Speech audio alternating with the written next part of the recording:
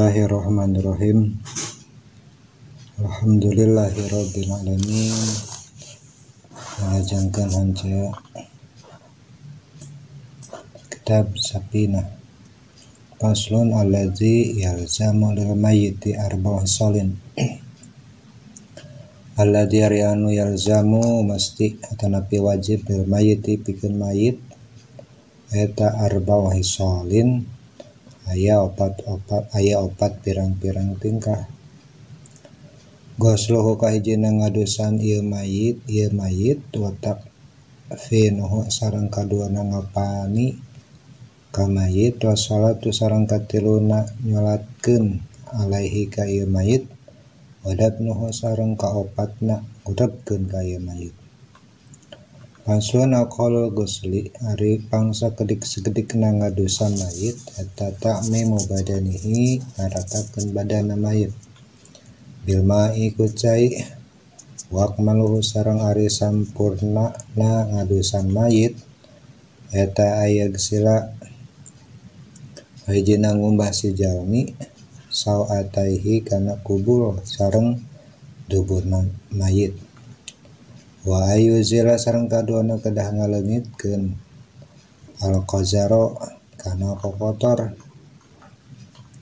min anfihi tina pangandungna mayit wa ayu diahu sareng katiluna kedah ngawuduan si jalma ka mayit wa ayadrika sareng kaopatna ngosokan si jalma badanahu kana badana mayit bisidri kalawan daun bidara wa yasiba sareng kalimana kedah ngeunaan naon ma'u al-ma'u cai alaihi ka ieu mayit salasan kana 3 kali balikan.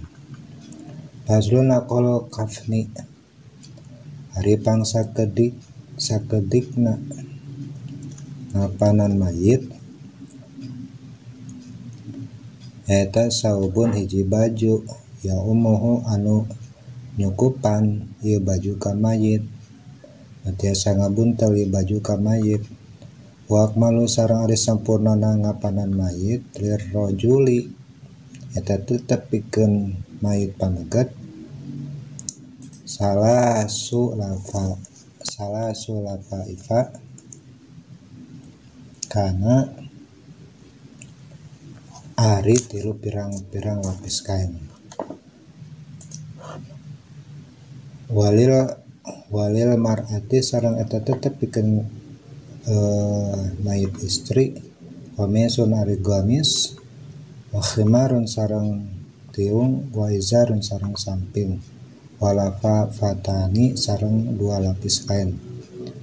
Aslun arkanu salatil janazati ari pirang-pirang rukun salat janazah eta sabatuna ya 7 al-awalu ari kahijina aniatu nyata niat kumaha niatna teh lamun kanggo mayit pameget urang niat usoleh sunatan hajal mayyiti arba'at takbiratin fardhu kifayatin lillahi ta'ala. Lamun mayitna istri usoleh sunatan hadzihil mayyitati arba'at takbiratin fardhu kifayatin lillahi ta'ala. Kita niat kanggo nyolatkeun mayit.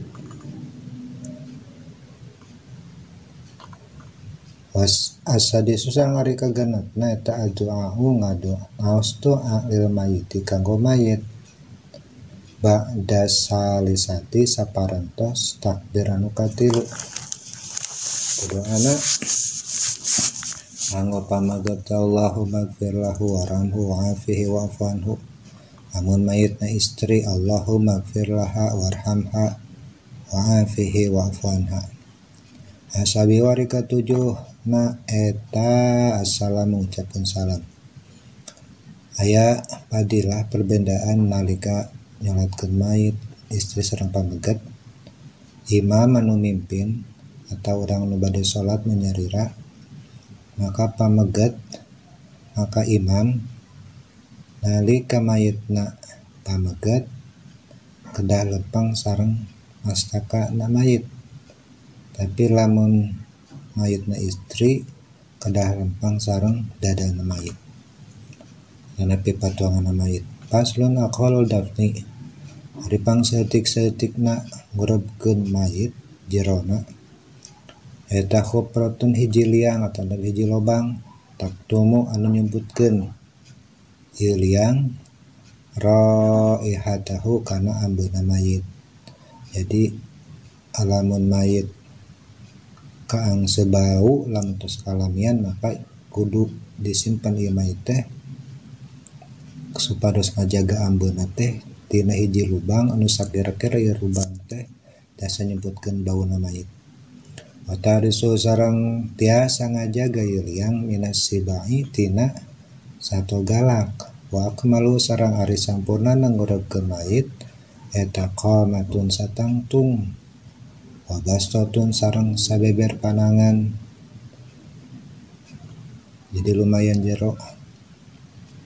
Wa yudau sareng disimpen naon wazuhu pipina ieu mayit alat turabi anu taneuh. Wa yajibu sareng wajib naon taujihuhu mayunkeunna ieu mayit ilal kiblati ka kiblat. Paslon yun basyu diangkat deui naon al mayitu mayit di arba'i salin karena 4 pirang-pirang perkara atau 4 pirang-pirang tingkah. Lil gusli kahijina karena beli diadusan ieu mayit di dalam tagayyar di mana teu acan barubah ieu mayit masih kena utuh isi hilatna ibakan. Wali taujihi sareng kaduana karena bade disingharepkeun ieu mayit ilal kiblati ka kiblat. Walil mali sareng katiluna karena aya harta idza zupinu di man dikuburkeun ieu harta ma'ahu sarta mayit. Hartosna mayit teu kenging nyana hartan sifatna dunia. Walil mar'ati sareng kaopatna karena mayit istri. Idza dufina di mana dikurebkeun naon janinuha janinna ieu mayit istri. Wa amkanat lamun mah kongang atau mungkin hayatuhu hirupna ieu janin. Mudah-mudahan barokah. Barakallahu li wa lakum.